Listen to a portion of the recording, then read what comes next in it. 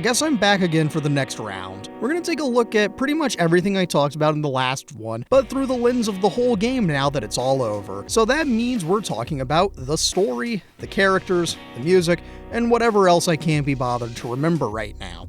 I don't have much of an intro for you this time, given that I'm just motivated enough to start doing this, but I will tell you that I did have to replay the first half of the game on a new platform in order to get this video out on time, and to get you the general differences you need to know before I start the story recap. It's mostly the same, except I was a lot kinder to both Autumn and Nora in the past and present, to the point where I got the coveted reconnected status with Autumn in the present and the standard new friend with both in the past.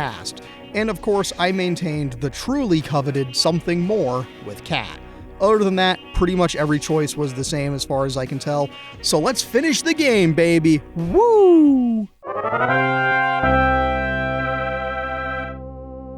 We started up with a warning for flashing lights and scary-ass static. I'm so ready! We get the analog horror version of some things we've recorded playing on a CRT and repeated dialogue from Mom's phone call at the start of the game, asking if we're gay and had a thing with one of the girls from that summer.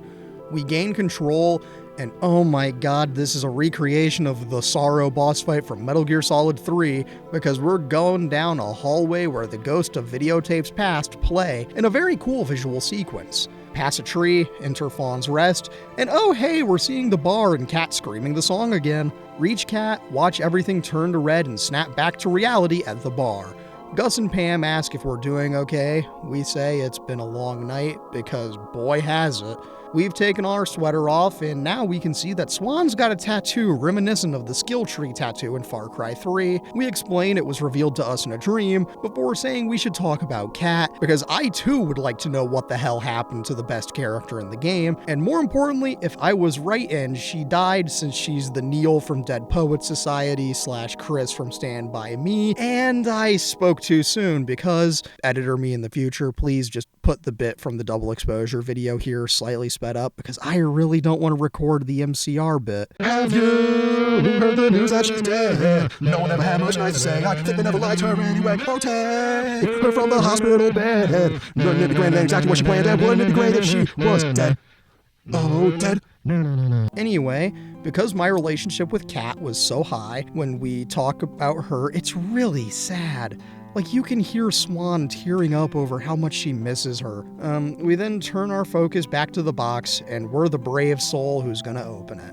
Take the wrapping off, and it's a lockbox with the same padlock as the one we found in Fawn's Rest. And there's a note on it that says, "Remember us, remember me. K." And I can only assume that this is from Cat, or perchance the ghost of Cat. We try to open the lock, get flashback visions for like 2 seconds, then realize we can't get in. Nora's gotta head outside for a smoke to calm her down, and we're gonna wait for her since I apparently have atoned for my sins against Nora since the last time I talked about this game. Autumn has to go answer a phone call, and I looked out the bar window to see a shadowy figure of Cat for a split second, and I'm mad I wasn't fast enough on the screenshot button to capture it, because god damn, this got really interesting in the second half. This is the horror shit I was hoping for, and while it may not be vampires or gnomes, we're getting spooky with it. Anyways, as the others head off for a bit, we examine the note and reminisce our way back to the past. We are T- I don't know till move out day, and we're recording some of our final things in the original bedroom before we move away for good.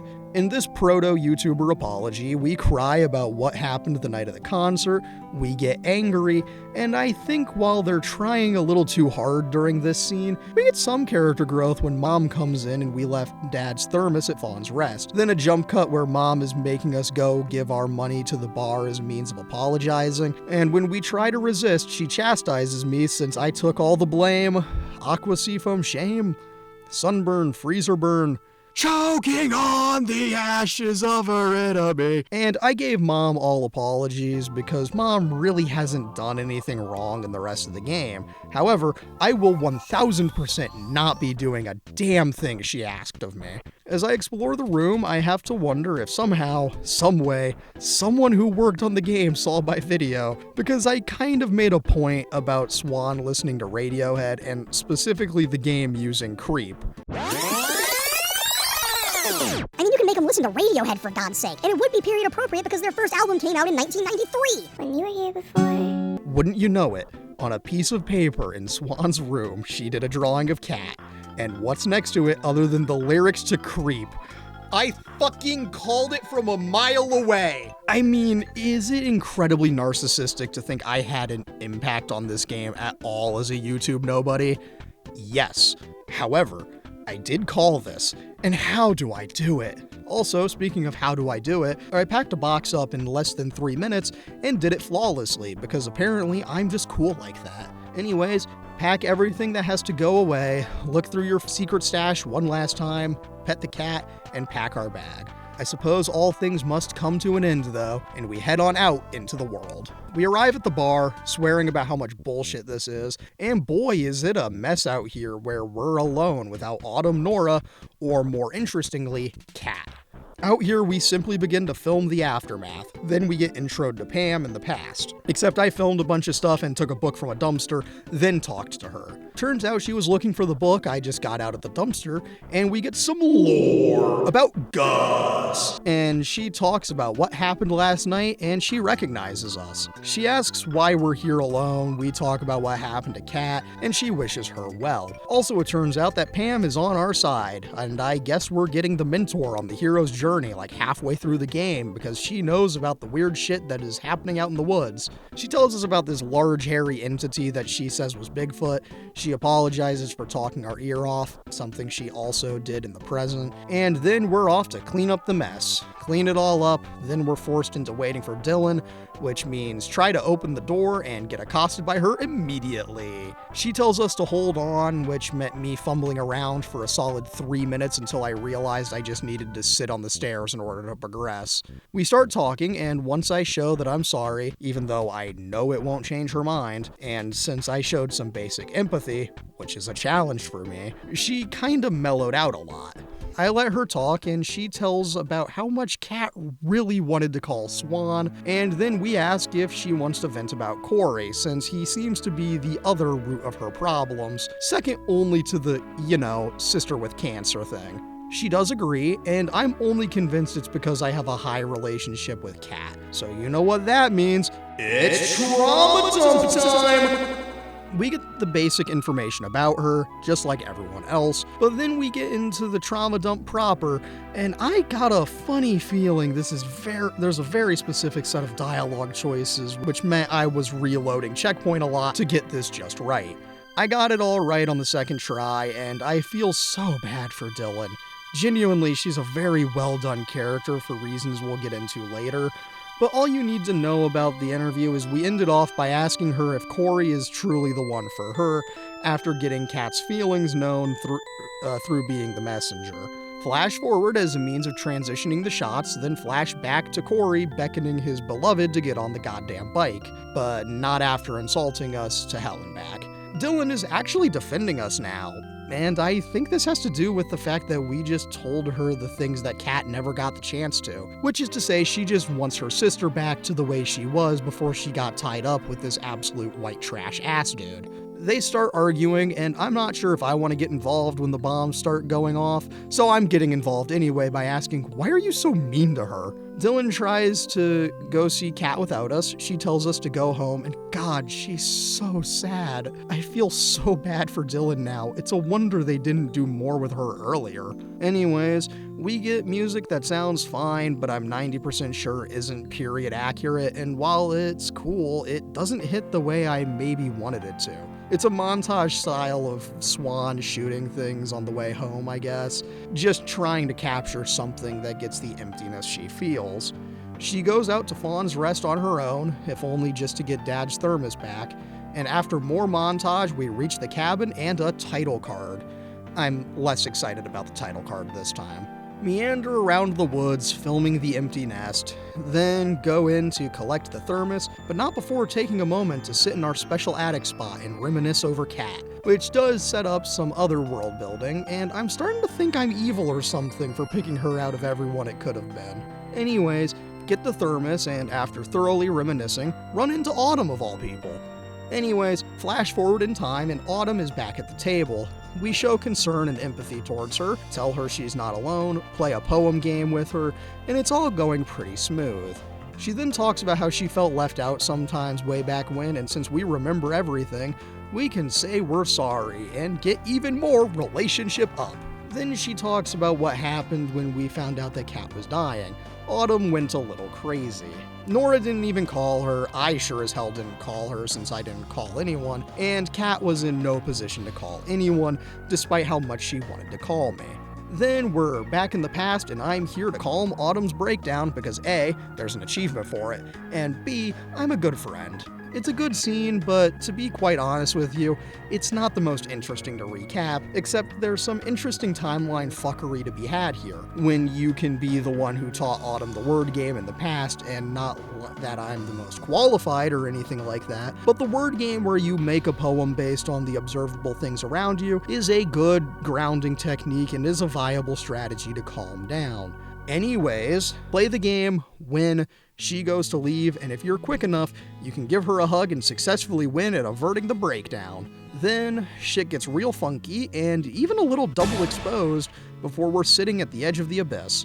They talk a smidge more about Kat, how they're scared about what Kat might do when she's free from the hospital, and Swan, the house to her Wilson, is going to enable her to hell and back because that's what gay lovers do, or something. Anyway, Autumn makes a wish this time, and she asks for the strength to overcome obstacles. And you know, I heard somewhere that someday we'll foresee some of those. Just a thought about how life is really just kind of strange like that sometimes. Anyways, we're gonna carry on! And as the trade hits the pit, butterflies emerge, we comment on how they're beautiful before transitioning back to the present and unlocking an achievement called Partners in Time, and an even more blatantly obvious Life is Strange reference than the one I made earlier. Autumn in the present talks about how she's glad we talked her into staying that day.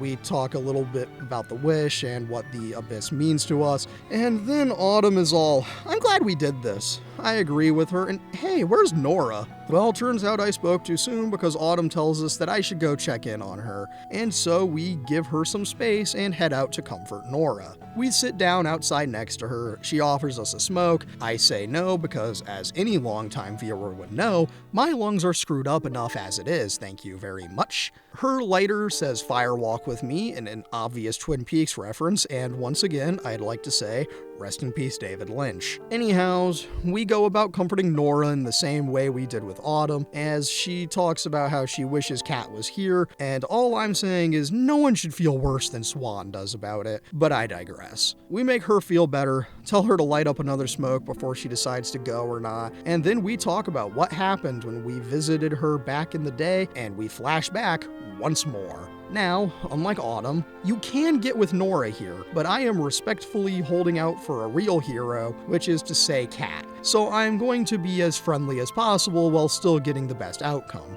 She got us a gift from LA, and it's the bracelet she was making for us. She puts it on, Nora in the present subtly comments on how she made a matching one, but she didn't bring it out in case we thought it was weird. She laments over how she's gonna get Kat her gift, and then she says, "Fuck it, summer isn't over, so let's party." She offers us a hit of the blunt, but I respectfully decline, again, due to the aforementioned lung issues. We prove that we're really good friends. Nora says she's got a plan, and we're gonna get our summer back.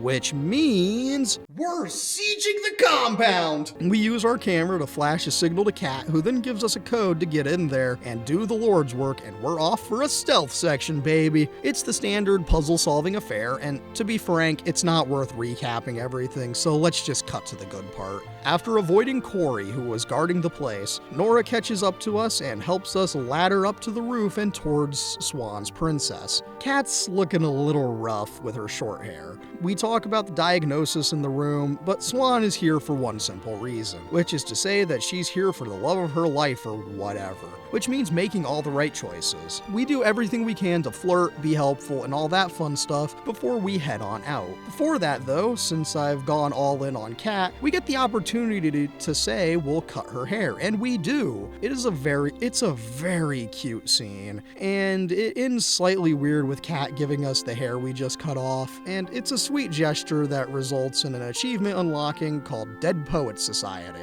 For reasons that are probably pretty obvious. We go to record, ask her to tell us what she's thinking, and she immediately goes, "On camera? No way!" which has very limited interpretations, but I'm not spelling out any of that here.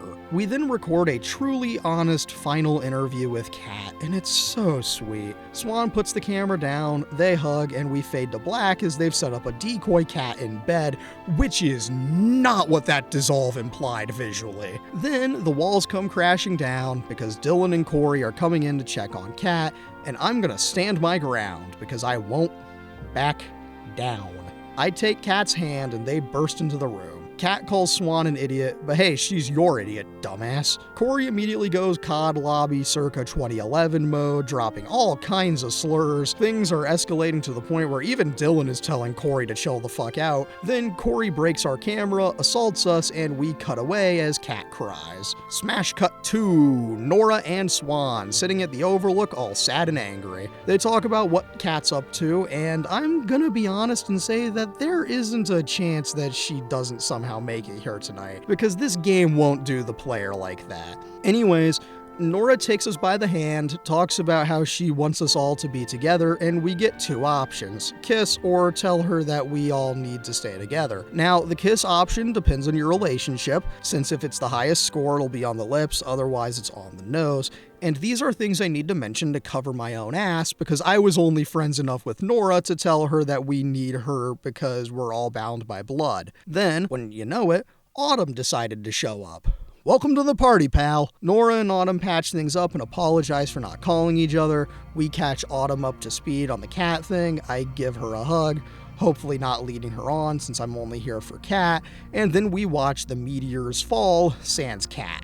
We snap back to reality, and since we've reminded Nora of how good that night was in spite of everything else that happened, she's willing to see this night through to the end. Anyways, she asks if we won't run away when we've been victimized. Shit, I mean if things get worse, and we promise her that we won't because we're all in this together, god damn it. Nora heads on in, we take a moment to breathe, and then head on in after her and back to the table. We've all been reunited as friends until the end. Again! Nora then chimes in that she remembers right before Swan moved away, Kat brought everyone back to the abyss, and with a flashback, there we are. Swan is staring into the abyss, pupils expanded. Autumn tells us to watch it. We say we'll be fine and that the abyss won't hurt us, and we're gonna wait until she shows up. She being Kat, for the record. The gang talks about how the abyss makes Autumn feel uneasy. We say we like it here because it reminds Swan of the song, and once the birds fly, our chosen witch shows up with makeup on. We all reunite, Swan and Kat hug. Kat talks about what happened and how she got here, which is to say a raven flew into her house as Dylan and Corey were fighting. Kat talks to the others, and it's all whatever, who cares, as Autumn gets pissy at Kat asking if we can trust her, and Swan will trust Kat until the bitter end, which means telling Autumn to move on. Kat breaks down a little and we ask Kat what she wants. She's crying about how we've given her the best summer of her life, and then she's feeling a little better. The cries of the abyss are getting louder, and Kat tells us that the abyss is hungry and we've got to do everything we need to do in order to do what must be done. Back at the ranch, we're all masked up like it's payday, and it's gonna be crazy. Kat casts the first stone at the gift shop, then she grabs a bat because it's beatdown time, baby. We break the shit out of everything in sight, and it feels satisfying to break stuff, especially since it's one of those days. Oh god, that's not making the edit. After sufficiently trashing the gift shop, Kat grabs some gas and lights the deer statue up, and I'm gonna let her have her glory. And then we're gonna do what Kat always wanted to do: free the deer. This is about justice. This is about saving the innocent. And Kat, buddy, I'm sorry, this is no time for monologuing. We've gotta get this show on the road. We reach the barn, Autumn and Nora go breaking down a fence gate, Swan and Kat break into the barn, and we finally get to pet Gertie. Yeah, remember the deer from last time? Yeah, we finally get to see her. It's a cool moment, but we've got work to do. So open the doors of every pen. We open the door, and the deer are unleashed, and we have to scare them out with a flare. All of them run, and we've got to run since Corey and Dylan are arriving. Gertie won't run, and gosh, I wonder if this is going to be a Bambi type thing where the beloved deer is going to get killed by Corey, which in turn lets Kat go absolutely feral. Anyway, Gertie finally books it away, and now we've got to fucking go. Corey is hot on our trail, and holy fuck, he's got a chainsaw. We're getting chased through the woods, and now that scene near the beginning of the game makes perfect sense, especially when we trip and fall. Pick up the light, keep running, and oh, I was mistaken, it's just Corey on his lame-ass motorbike. Damn it, the gang books it far enough away that we can escape. Mostly.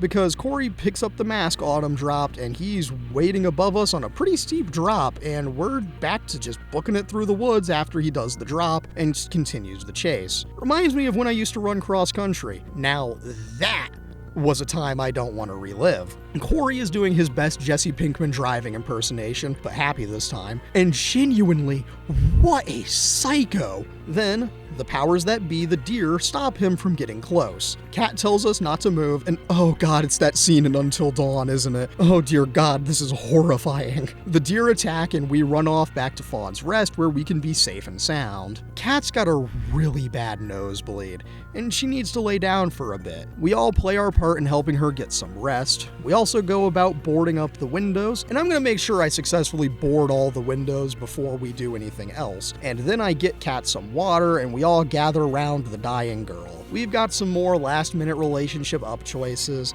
and I'm sensing the vibe that we're nearing the end. Also, since I got the achievement Stand By Me for successfully bonding with everyone, that's a pretty solid indicator. Anyways, we lock the main door, Kat starts talking about how this place was always meant to be ours, and we set the combination lock, and holy shit, it's the one from when we got here? Never mind, it's not exactly what it was, but we've got the combo so in the future can unlock the box. Raven, sun, moon, moth. The gang does a chant of those 4 symbols, and what the fuck, is this game a time loop or something? I am so genuinely intrigued by this game's mysticism, but who cares? It's time for prom. The gang all starts dancing in a style that really makes me think this game was meant to have a gothic soundtrack, but whatever. We get the option to dance with Kat, and you already know that this is the setup for the kiss the girl moment. Swan approaches the dying girl, and of course, this is the moment you've all been waiting for, because we get the option to keep dancing or go in for the kiss, and this time, Nora will not cockblock us. This is the moment. They get close, they kiss, and wait, what the hell? These witches be levitating! Anyways, the dance continues on, then I guess everyone can fly now because they're now floating above the abyss dancing. We get a shot of Fawn's Rest, there's an ominous purple light blasting out of it, kinda like the attic and From Beyond, but that's besides the point. We fade to black, and back to a broken camera being wielded by Corey. Everyone's asleep now, and I wonder if Corey is gonna get sent into the abyss. Swan wakes up, sounds the alarms that we've been compromised! Kat is going through a fever, and oh god, Corey is gonna burst his way in here. This is all going to shit, man. We're told to not let him in, and we've got to find a way out, and I think I know just the solution. I grabbed a hammer, opened the window that leads to the abyss, and we all head out as fast as we can because Corey is gonna light this place up. Nora and Swan get Kat out while Autumn holds up a beam, and I'd like to apologize for the first part in the video where I said Autumn never had the makings of a varsity athlete. because she clearly does. We all pile out and run towards the abyss, but not after Autumn burns the shit out of her arm. Dylan tried to stop Corey, but we can't, and in a very weird POV chase, we reach the abyss, and Swan's eyes are going purple demon mode time, because it's abyss time! Corey walks to the edge, Kat begins her final standoff, and wait, does Corey know magic? Because the way he's talking is absurd, like I think he knows about magic and what the abyss is. Anyways, Dylan is here now, and this is Kat's moment to do what has to be done once he's done monologuing and after she's monologued too for good measure. My camera goes flying into the abyss and Kat is going absolutely feral, so I mostly called it. I mean, the deer lived, but she does get to go feral. So who's laughing now, Corey? I make my choice and let Kat have her moment, which means Dylan intervenes and the sisters successfully push the abusive asshat into the abyss, which is perhaps the best ending we could have had for this encounter. The sisters are reunited once more, and Dylan is weirdly unfazed by the magic, and everyone seems pretty unfazed by the swarms of ravens just diving headfirst into the abyss. Then everything goes schizo mode, and I am so baffled yet deeply intrigued. We go into Swan's Eye, and now it's daylight, the abyss is gone, and we're all in a mushroom circle. This feels like a finale, but apparently we've got 3 more scenes according to the game, so where in the name of God could this possibly be going? The sisters hug, and they're happy to finally be free, and the abyss is gone, having fulfilled its duty of protecting us. And now it wants us to forget and never see each other again. But we're gonna see each other again one day, god damn it, even if, as Kat correctly states, it's all over now. We try to promise to never see each other again, and we do in the moment, but we all know that we're gonna see each other long after Kat's joined the Black Parade. Speaking of, we watch the ghost of Kat disappear into the abyss, having done everything she could do in life. And now we're back in the present. Autumn reveals that she still has the burn scar on her arm, and we wonder how we could forget if we did the right thing, and more importantly, what's in the box? The lock glows purple, and all of a sudden we're now able to open it since we're truly ready to know what's inside. Who would have thought that a group trauma dump sesh was the key to remembering everything? Anyway, Autumn heads out, we open the box, and there's a letter from Kat written the night before everything went down, and I'm not going to repeat everything here. I will say it's a very well executed scene. I mean, damn! I was not expecting them to go this hard right at the end. And the last item in the box, after everything else we've looked at, is Swan's camera. We finally get the face reveal right at the very end of the game. Well, basically the end anyways. We examine the tape and now we've got a quest to find a way to watch it. Autumn may be gone now, Kat's probably marching in the Black Parade for a solid 27 years, but we're getting our closure. We, Swan and Nora, head on out, watch the bar close down, and Nora and Swan hug. We go to get in our cars, but Nora takes us by the hand and we go on a little walk to her dad's house. They take a little trip down memory lane, they smoke a little doobie, and it's a neat little callback to earlier. Nora plays some guitar for us, and it's a full version of our song. It's a fairly nice song that gives us some flashbacks and other neat visual touches, and it is a good sequence. We then go back to our cars, say goodbye for real this time, and it's all over now.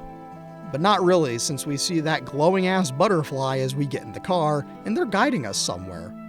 We cut to Kat recording a little video for us, and it's a sweet little scene that truly wraps up the game in a satisfying way, and it's a very cute moment when we get to see the shit that I shot play over another version of See You in Hell. And it's well done. It has the aesthetic that they wanted to capture, and it's a good way to end the game. Not to get ahead of myself, but I do think it's a little weird to have the song play twice during the final scenes of the game. Call me crazy, but it is a weird choice. Also weird, wait, what the fuck? Kat is just trapped in the abyss?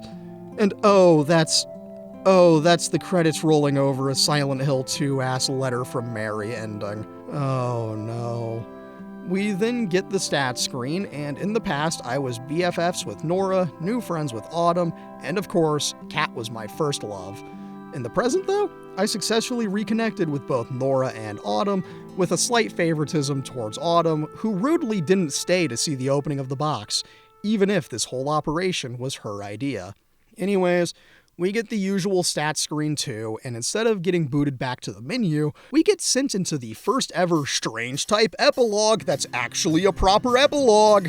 Swan is alone, making her way back to the abyss as Kat calls to her, and we get the choice to really just Silent Hill 2 it and jump into the abyss.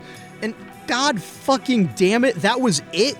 Swan just goes, "I'll find you." And that was fucking it? What an absolute blue ball of an ending. Oh my god, how unsatisfying is that? I don't want to speak too early or too out of turn, but this will severely impact my thoughts going forward. How do you fumble the bag this bad? I am absolutely flabbergasted. I don't even think I can make the section I was about to make now.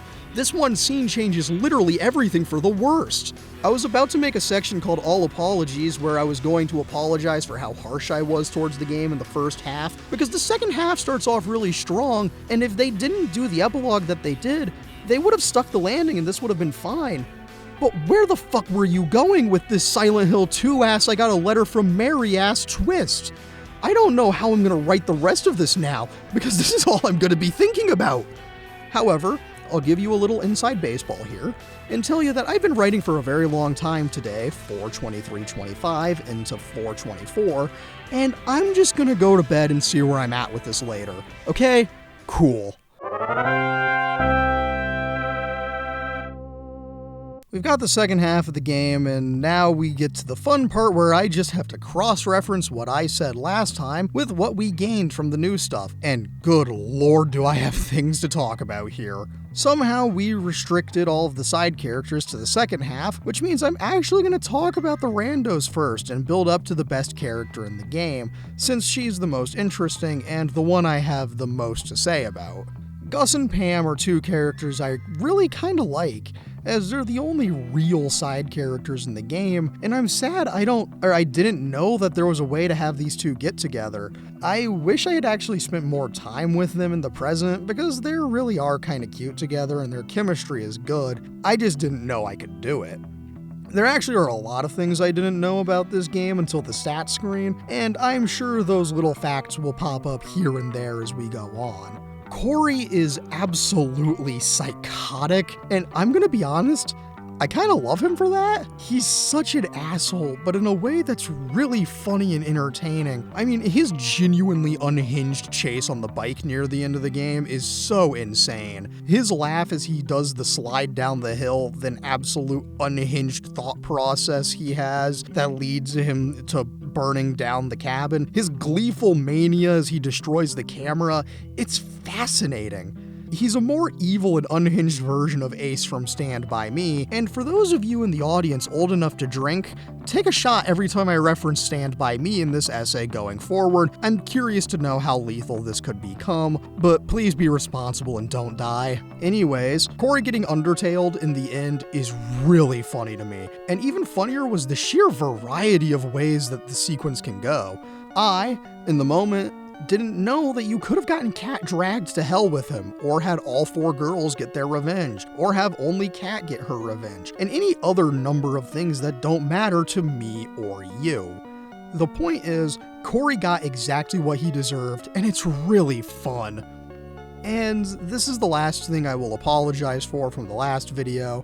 I am sorry I glossed over Dylan as much as I did. She's actually a very interesting character and falls into the tradition of characters and strange types that deserve better. I think a large part of why I didn't have all that much to say about her is because she was barely in the game, but the interview with her in Tape 2 gives so much depth. I am shocked that they really actually bothered to give her a real character, mostly because she's so hostile in Part 1.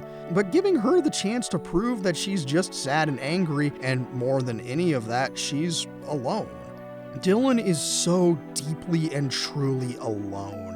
And while she could have easily become the one-dimensional, mean older sister who's like this because of the fact that her dying younger sister gets all the attention, but they actually bothered to give her some semblance of humanity, and the fact that she's just scared for Kat, and there's no one there to help her through it. It's the only reason she ever got with Corey, because he was the only person who could look past the dying sister, and it gave her something resembling comfort. Of course, it only came from a guy who had ulterior motives and was an abusive, self-serving monster, but for her, Corey was the only one who even slightly cared, and she took that. It's a really cool thing that when she's alone with Swan, you can see that she deserves better, which makes the ending where you just have Kat and her shove Corey into the abyss the absolute best option. I mean, god damn, it hits so good, and you really feel good for Dylan specifically. She deserves so much better than she gets from Corey, and honestly, her interview scene is maybe one of the best in the game. Just watching her realize that she deserves better than Corey and not kissing him when he picks her up is a small detail conveyed through actions, and it's great. Her growth is maybe the biggest of anyone in the game, and it's all really condensed in a way that I find interesting and not an issue. And since we've covered all 4 side characters in the game, I guess we're on to the main 4, and we're gonna start with Autumn, I guess. I like her enough, perhaps she's the most normal of everyone in the present, but by proxy, she's maybe one of the least interesting to me.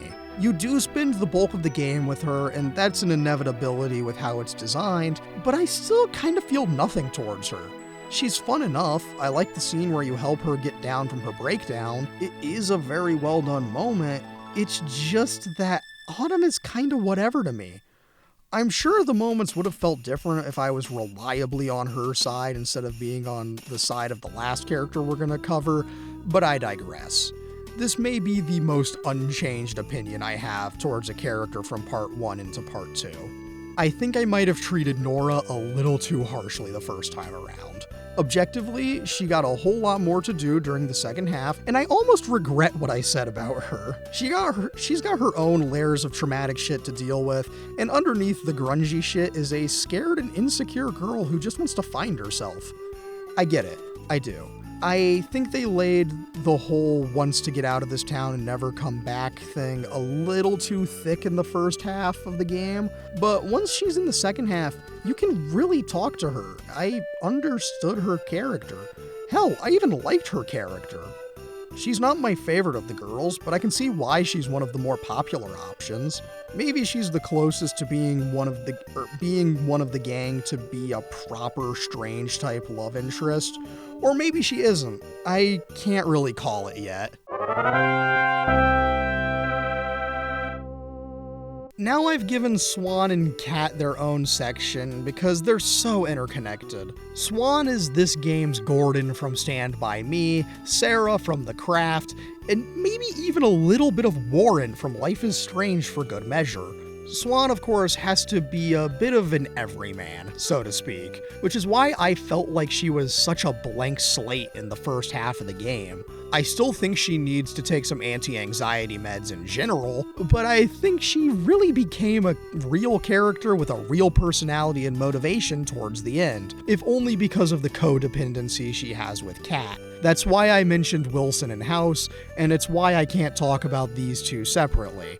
And it's why I'm going to talk about Kat right now. Kat is Chris from Stand By Me, Ray Bowers from Stand By Me. She's somewhat Nancy from The Craft, most obviously the patient from The Black Parade, and of course, Wilson from House. Which means I need to break down all of these influences into something comprehensible.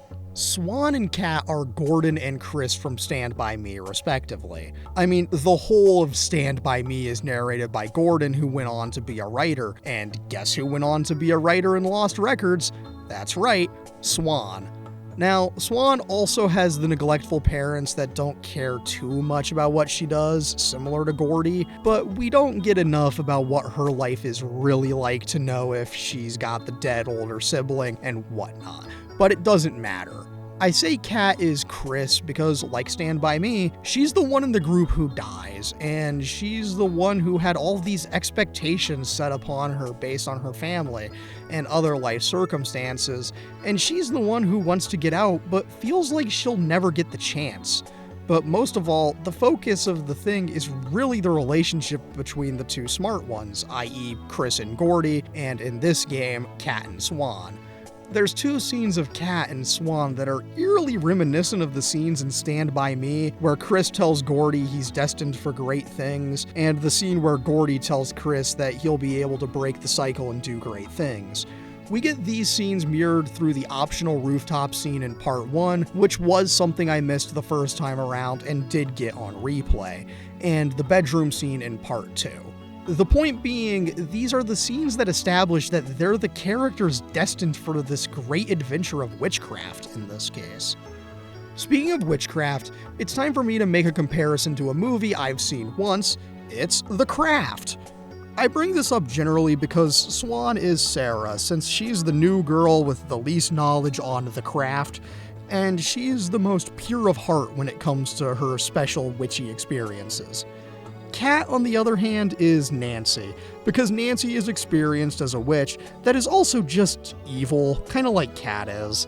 I mean, the whole thing with the mushroom circle, the commitment to justice, everything is quite literally what that movie does up until a certain point, but besides the point. Obviously, this isn't a one-to-one match, but it's a good enough reference since it so blatantly influenced this game. Now, for the weird straggler examples, before I get to the one I really want to talk about, Swan is a Warren type, which is to say she's an absolutely helpless dork when it comes to romance, regardless of who you pick. She's a total fucking dork. I'm sorry. That's the only way to describe her. I mean, she has a sketch of Kat with the lyrics to Creep next to it. You cannot get any cornier than that. She may not be able to get any more corny, but I sure can, because let me tell you about why Kat is essentially the patient from the Black Parade. I mean, come on, it was such an obvious comparison to make because she's got cancer, she joined the Black Parade, her memory will carry on, and all that good shit. She's also making jokes about it. When you go to see her, her hair is gone, it's all the shit you expect. Nothing special, I just needed to make a gag out of it for the sake of this, and my own sanity. But here's where the comparison everybody wants me to explain is why these two are just House and Wilson. Swan enables Kat's witchy insanity, takes the blame for the concert, constantly gets Kat out of trouble, and constantly supports everything she does, a lot like Wilson. Also like Wilson, Swan is there to help everyone, but she can rarely help herself. Kat, then, is also House. By virtue of her being insane, always being the ringleader, always being right about basically everything, hiding behind a false sense of confidence, and all of her general psychopathic nonsense. Basically, imagine if House was a wizard and you've got the idea of what Kat is. But the thing is, Kat and Swan are simultaneously both House and Wilson. For as much as Kat wants to portray herself as being in control, being confident by cracking jokes about her illness like she's House, she's just Wilson. For one, both her and Wilson have cancer, but just like he is, she's extremely vulnerable. She cares so much about her very few friends. Like, the first thing she asks about when she's in the hospital is if she can call Swan. When she needs someone to help cut her hair, she wants Swan to do it. Like when Wilson wanted to do chemo and he had House put him on it since he truly trusted him. Wilson is perhaps the most vulnerable character in House, and I make that same argument here about Kat. In terms of Swan being House, she's always been on the more guarded end of the spectrum, tending to keep those emotions to herself, and really only share them with Kat or the people she trusts. She's also so deeply invested in her own little world of things that really matter to her, and the things that really matter to her are filming and Kat, reminiscent of House's obsession with puzzles and Wilson. She does always try to help out everyone, yet she really does only care about those two things at the end of the day. It's a part of why I think she intentionally isolated herself so much in the 27 years between the playable parts of the game, because she lost both of her real first loves that summer.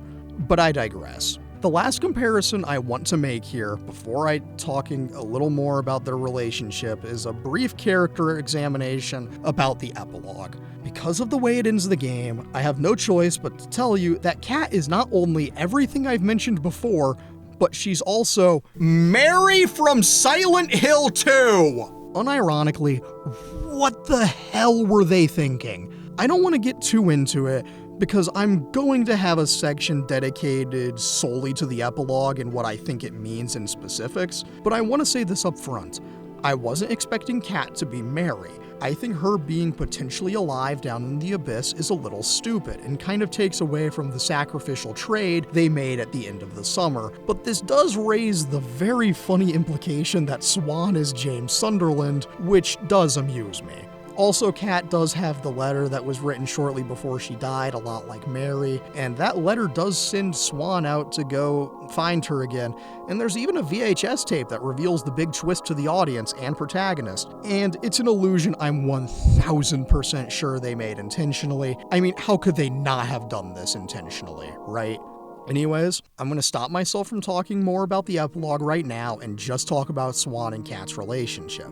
I think this is the real high point of the game, in all honesty, and maybe that's just because so much of the plot is based on Kat, but I will say the interactions between these two are a lot stronger than with the others. Legitimately, the rooftop scene in Tape 1 is very cute, and say what you will about the dance sequence's choice of music, it's well executed enough, and as a universal KTG for everyone, it works, it's cute, it's rewarding enough, but I think it's really weird that you only get one chance to kiss Kat and Autumn, while you get like 5 different opportunities with Nora. To be blunt, it doesn't matter in the slightest, but it is what it is and is worth mentioning. What does matter, though, is them absolutely cock-blocking the potential KTG near the end of Tape 1 when you get the makeup put on you. I contend that this would have been one of the best KTGs in any Strange-type game, period, because it's legitimately very cute and is such a normal and down-to-earth moment, which is generally what all of the best KTGs in the series have going for them. I think the dance as a KTG for Kat and Autumn is fine, even if it very quickly becomes a little stupid like the Breaking Bad Jesse floating on heroin shot. I'm willing to forgive it. I'll go a little more in depth on all of the KTGs soon, not in the next section, but the one after that, but just know that really Swan and Kat are at the forefront of the narrative and are the high points for whatever reasons I just rambled on about. Once again, I am asking, where's the music at? And even more pressingly, where's the music that's actually period accurate, or tonally what it should be? As mentioned way too long ago in the intro of this, I had to replay the game on a different platform to get this essay out in a reasonable time frame, because I care about getting things out in a generally consistent manner, and if I didn't, this video would be coming out in August, and I can't do that in good conscience. Now, as I was starting from scratch and I'd already seen most of the game, I was skipping every cutscene I had seen before and listening to a more period-appropriate soundtrack, which meant listening to Nevermind on loop. And I'll be the first to admit, it made the experience so much better with a grungy and angsty-ass soundtrack. I wish I could remember which scene happened to line up with In Bloom, but holy shit, it hit like crack. It was genuinely incredible. Then, after I had had enough of Nevermind, I did cheat a little and played Melancholy and the Infinite Sadness, which came out in October of 1995, like 3 months after the game ended, and again, it was incredible. I am a champion of a good soundtrack in games, but come on, use the time period appropriately to convey the feelings you want to convey. I know Riot Girl was the big thing you wanted to use, and I get it, but here's the thing. Ask a simple random sample of 100 people to name a Riot Girl song. Repeat the process a few dozen times, and I can guarantee you with 95% confidence that the results will be statistically significant and prove that most people don't know shit about the Riot Girl movement. And I get it. You want to make your game special and stand out in comparison to other pieces of media that are 90s coming-of-age nostalgia stories. The fact that this game used Riot Girl as their big inspiration felt like an afterthought, and this is most clearly shown in the dance sequence. I couldn't tell you what song was actually playing during this scene, but you know what would have fit perfectly based on the vibes of the dance itself? Pictures of You, A Letter to Elise, A Forest, Fascination Street, Burn, Doing the Unstuck. Quite literally any Cure song would have fit the sequence brilliantly and far better. The dance itself is already very gothic in nature, and the visuals reflect a more gothic and witchy tone, and it leads me to believe that there had to be some kind of issue behind the scenes that prevented them from getting the rights to anything that would have been more appropriately fit for the vibe. I don't want to be conspiratorial or anything, but I genuinely believe there's some behind-the-scenes reason for why they didn't make the soundtrack more grungy or gothic. And honestly, I think the reason that the Creep reference is only on an optional piece of paper is because that was the most they could get away with referencing what the original soundtrack was supposed to be. I truly think that most of this game's themes would have been elevated with a gothic soundtrack. I know you want the concert sequence to be the countercultural moment like Riot Girl was, but the overall aesthetics of the game and the existence of magic really indicates that they should have just made everyone a goth kid, and it would have made the experience just leagues better. Setting the rage aside, I do think there's a large portion of music that they could have used that would have been far more interesting and memorable than not. I mean, if Cat is supposed to be edgy and kinda punkish, where's the Green Day? Hell, not that they're a punk band by any means, but you could have absolutely convinced me that Cat would love Nine Inch Nails and the Downward Spiral specifically. Nora could have been a big fan of shit like NoFX, and you cannot tell me that since Autumn was a skater that she wouldn't have been bumping INXS. Granted, these things may be obvious to me, who thinks in these terms a lot and dreams beyond the budgetary restraints, but it really would have made the experience better to get a hit with real music from the era, and not the anachronistic stuff we got. All I'm saying is, you can't convince me that Cat wouldn't have been blaring all apologies. All in all is All We Are though, and this game's soundtrack is a fair bit disappointing, and I wish they really committed to being a gothic or grungy ass game instead of whatever the hell they tried to do here. The question of the hour is still, is this a good Strange type game? I mean, that epilogue really dropped the ball, but since we're not answering the question of is this game good yet, we can thankfully ignore it for now and just take another look at the exact same points I covered last time, with those points being player choice, character relationships, usage of soundtrack, the guiding pop culture reference point, variations of gay, and unique to this section, how does this compare to its fellow siblings of the genre? To start off, the second half really went more in on player choice than the first half did. I will say that they didn't deviate too awful much from the formula, even if they added a lot more choices to the whole. Like, the story outcomes are generally the same, albeit there's a shocking amount of variation. Like, the story beats are always going to be the same. Corey has to get got by the Abyss somehow, Cat will be dragged to hell somehow, the girls will separate until present day, all of that has to be the same. It's just how you get there that has more variety than usual. I am shocked at how many variations there are in the final confrontation, like getting everyone to throw Corey into the Abyss, or Corey dragging Cat down with him. The one I'm most curious to know about is what the hell do you do to get the Abyss to aggressively take Cat, rather than her sacking herself? I don't know how you get in that position as a player, but the fact you can is pretty interesting. I'm sure it has to do with getting the lowest possible relationship score you can with her, but I don't have the kind of time to replay the whole game again in order to get every single outcome possible. The game did make a good use of player choices as a whole package, and so it gets points for that. We've already covered the music, so we can skip that one. And to be frank, I've covered so many pop culture reference points when I talked about Swan and Cat that I can't cite anymore here without wanting to mentally combust.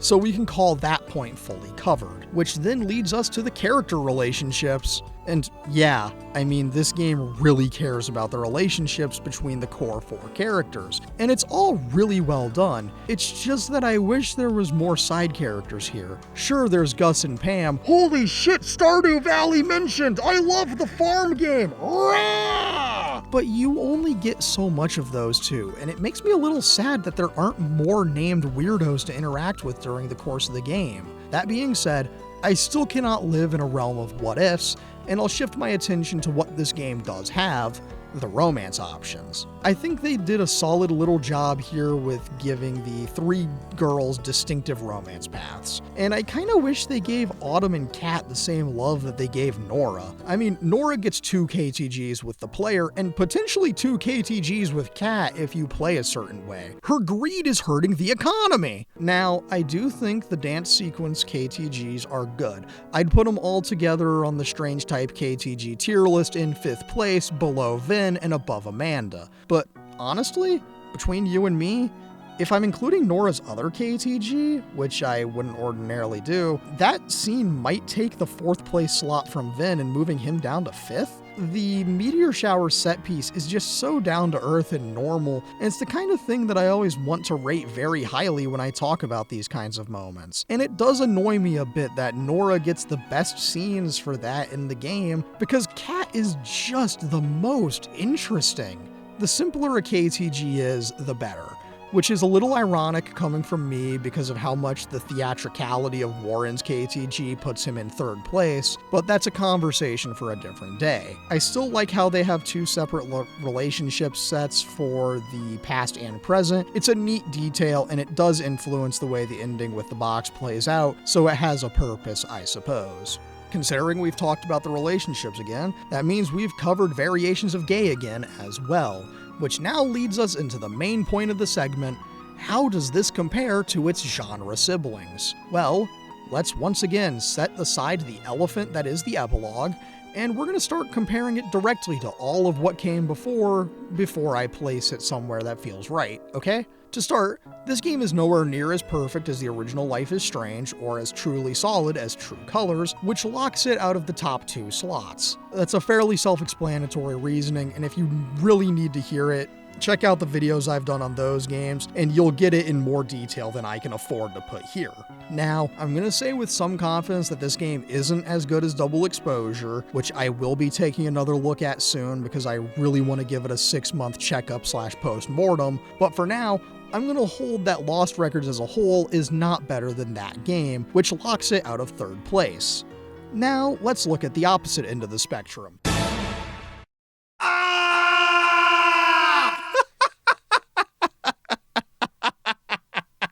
Oh, I'm so glad I scripted that. That's so good.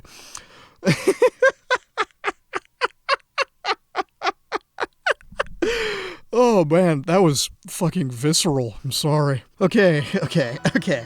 So, this is definitely not as abysmal as Tell Me Why, and it's not as truly miserable as Before the Storm is, because this game, for all its faults, is a competent strange type that deserves a rating because it does a lot well, even if the first chunk of the game is really slow.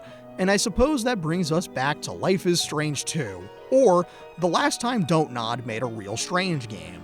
This game, as a whole, and as I correctly identified last time, is better as a whole product than Life is Strange 2 is. Don't get me wrong, this game needed 5 scenes less in the first half and 5 more in the second. But this is a hell of a lot more competent and well thought through than Life is Strange 2.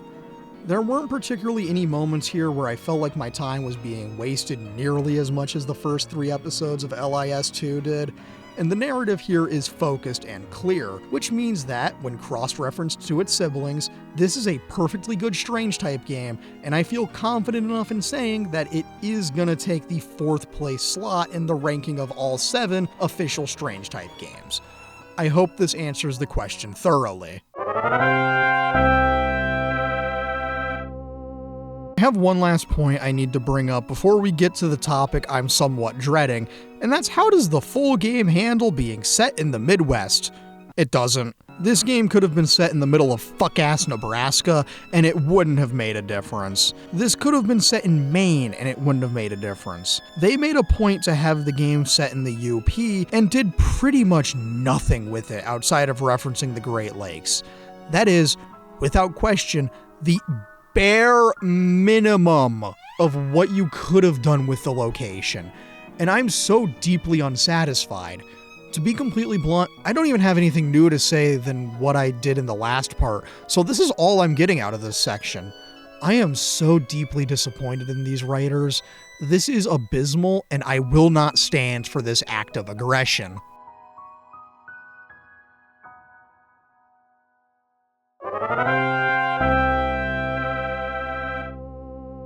I could only delay the inevitable for so long, so I think it's time to take a look at that epilogue again. I would also like to preface that this section is only examining the impact of the epilogue on this game, and I have a separate segment that I want to make about some implications and speculations, because there's something I have to throw out there since my prophetic vision about a creep reference was right, but we'll get to that. Oh, trust me, we'll get to that. For now though, we're finally tackling how a single 2-minute scene could absolutely just tank your perception of a game. To begin breaking down the epilogue proper, for those who somehow slept through that part of the story recap, this epilogue really wants to be a one-to-one remake of the opening of Silent Hill 2. To briefly summarize, James Sunderland receives a letter from his dead wife Mary 3 years after she died, saying that she's alone there now, in their special place, Silent Hill. And of course, he heads there in order to see if it's really true. What follows is one of the most iconic psychological survival horror games ever made, with a phenomenal soundtrack, truly unsettling creature design, a lot of symbolism, and a truly emotional story that raises questions around a lot of heavy topics really well. And it's a game that I'm going to talk about at some point, probably in October. This isn't a promise. I'm not gonna commit to that. Just know that it probably will happen at some point that I talk about Silent Hill 2. Now, Lost Records foolishly attempts to do the same thing at the very end of the game. Swan receives a VHS tape from Kat 27 years after the Abyss took her, saying that, "Well, I'm alone there now, in our special place, waiting for you." To which Swan immediately heads back over there in order to check it out!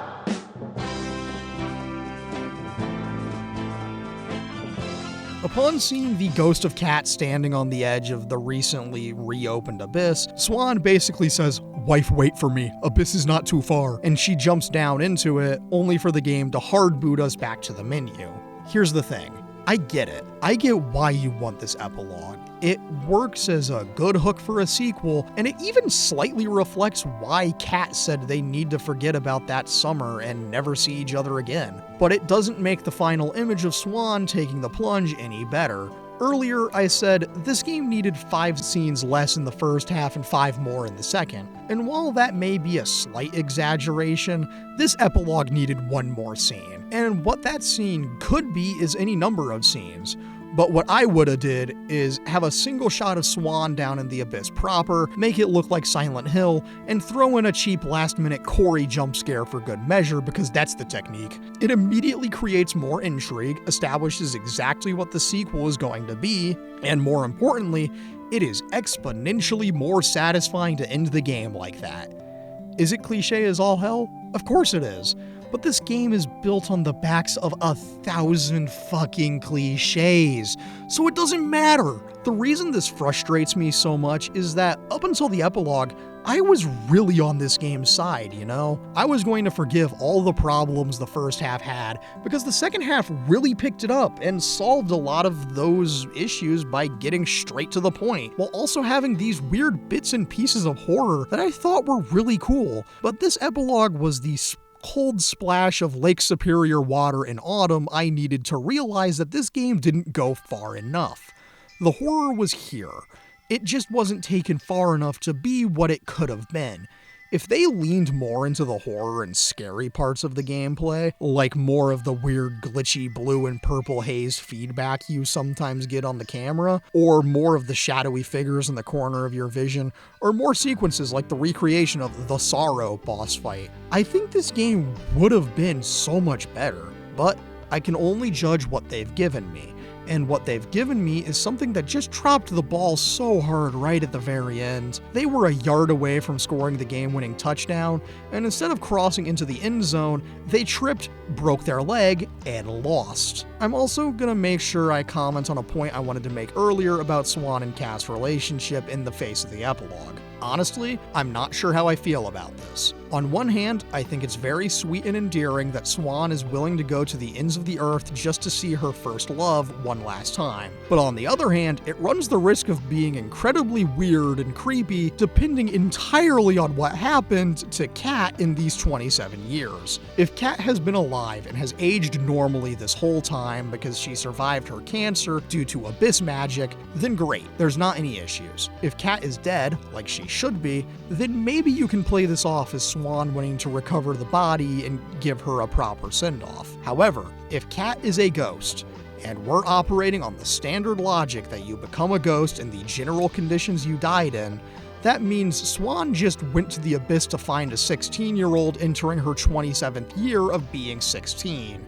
You see why I'm a little hung up on the semantics here? It's not a good look depending on what's actually going on down in the abyss. Now, this could have easily been solved with one more scene, but just going off entirely what was presented to me, it's really interesting to note that the ghost of Kat we see in the epilogue had her hair back to what it was at the start of the game, which raises the obvious fourth path that I naively ignored, because magic exists in this game's universe, which is to say that the Abyss is using Swan's memory of Kat to lure a new victim into its clutches for breaking the pact they made. I will say, I think this game's writers are really looking for a sequel, and they're likely to take the cop-out route and say Kat's been alive this whole time, and she'll have aged 27 years, miraculously having survived her cancer due to abyss magic, so they can have the two reunite and get the good ending where the gang gets back together again with all 4 members, and it's all that feel-good, don't you forget about me,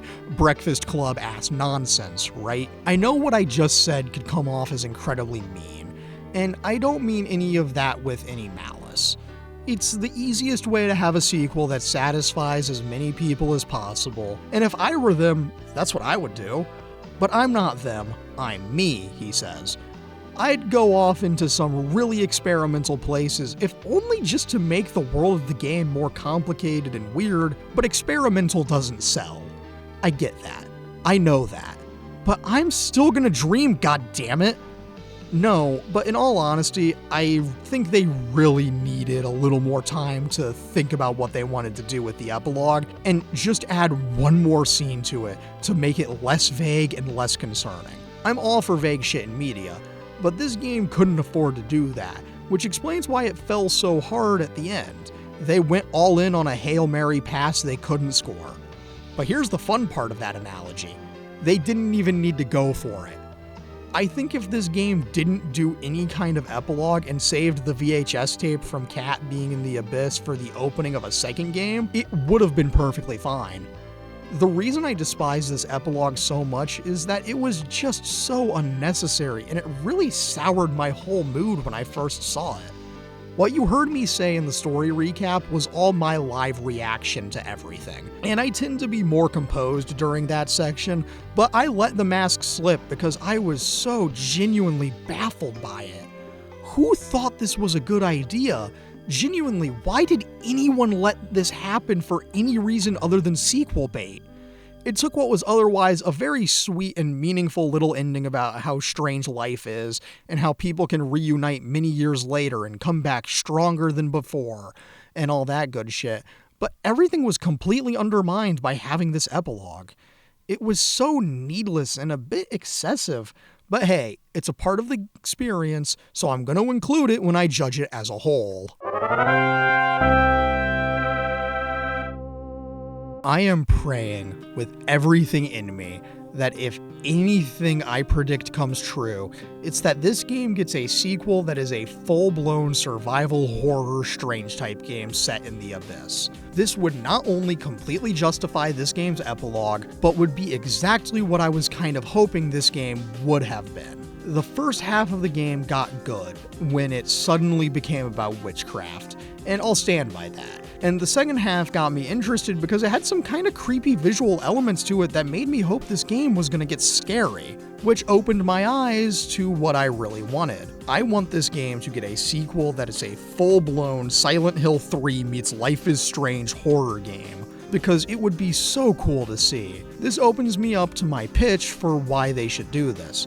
Not that anyone who worked on this game is going to see this unless they do, and in that case, hi, and I'm so sorry. Back to the subject at hand, the concept for the sequel is simple. Following Swan as she enters the Abyss, we see what it's like down there. Perhaps it's an ancient and overgrown Lovecraftian seaside village. Perhaps it's a witch's commune deep in the heart of an old-growth forest where the trees have been since before humanity. Perhaps it's just a one-to-one ripoff of Silent Hill. Whatever it may be, it is unsettling, it is foggy, it is mysterious, and it raises many implications about what kind of force the girls were interacting with back in 1995. From the initial landing, we have Swan cautiously wander into the town, wondering about where Kat could be and what she could have been doing for these last 27 years, only for the thought to get interrupted by some mysterious magic blocking her path forward into this abyssal town. We could then introduce a new gameplay mechanic here about using the camera to see what is ordinarily invisible to Swan, and a system where you need to use it in order to solve puzzles based on the camera's flashlight, or we're using tapes to record various magic phenomena in order to progress. Once we get past that first barrier, you could introduce the first real monster, and this is where the game could open up into being a traditional survival horror game with combat, or it could remain more like a strange type, and instead of getting combat, you have to stealthily avoid confrontations or use items in your inventory to save yourself in certain scenarios, like Clock Tower. Either way, it's a unique take on a strange type, but we can go further than that. While you're in the Abyss, you can have other people down there populating the world and giving Swan more of an insight into how much she, and everyone else, fucked up by making a deal with whatever deity they did. These people could be any number of things, like other witches from histories that got trapped down here because of trades gone wrong, or maybe it's all hallucinations the Abyss is conjuring to string Swan along. Or maybe there's nobody at all, and it really just is the most oppressive and isolating world you could be in. Obviously, you have Swan go through a variety of the usual horror game places, like a library or a school, or maybe even a video store if the Abyss makes personalized changes based on who's down there, kinda like the town of Silent Hill does. And Swan will uncover clues about Kat's whereabouts as she progresses, and maybe even having a few run-ins with the ghost zombie demon remains of Corey as a major recurring antagonist. However you want to get there, at the end you can have major choices that split the player towards a couple of different endings. Maybe one of them is Swan finds Kat, who has miraculously been kept alive down here the whole time, and you get the options to either stay here in a doomed abyssal world with her forever, return to the land of the living together, leave her behind in order to save yourself, or Kat sacrifices herself for you to keep on living in the real world since she's not able to leave the Abyss, otherwise she'll die. Or maybe Kat is just as dead as Mary is in Silent Hill 2, and this whole journey was Swan learning to let go of the past and move on with her life. Maybe you end it like the Forgotten City and you're able to talk to the deity behind all of this and you're able to convince it to let you and Kat return to the surface world together in exchange for your immortal souls or something. There's a lot of room for opportunity with this concept, and I pitched this idea because I think it fixes my biggest problem with the game I'm actually talking about and makes the stupid-ass choice of epilogue work. Obviously, the actual details of my idea need to be ironed out, and I'm just spitballing an idea for what I would do, not actually making a real formalized pitch, so take everything I said with a grain of salt. That said, if I somehow saw the Divine Light to make a point about the first half of the game not using creep despite being period accurate, then the second half used it, I'm just praying that the Divine Light strikes me again, because I'd love to talk about the game I've just made up. And with good behavior, who knows? Maybe the right people see this and I can land myself a real job. Probably not, but a boy can dream, right?